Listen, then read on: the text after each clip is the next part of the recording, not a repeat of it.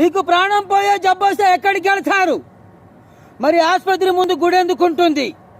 దేవుడా, నేను ఒక ప్రాణాన్ని కాపాడబోతున్నాను, నాకు అండగా ఉండు అని దండం పెట్టుకుని మీకు వైద్యం చేస్తారు. ఎందుకు?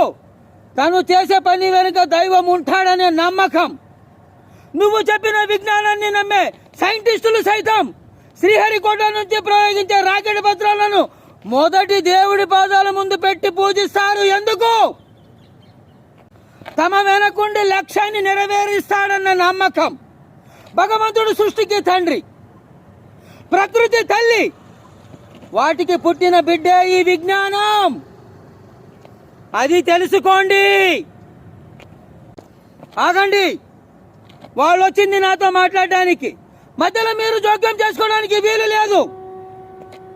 లోపలికి వెళ్ళి తలుపులేయండి.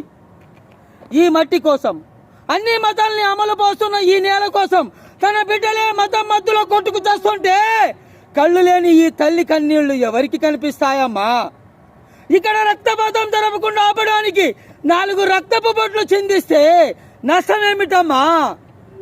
అమ్మా,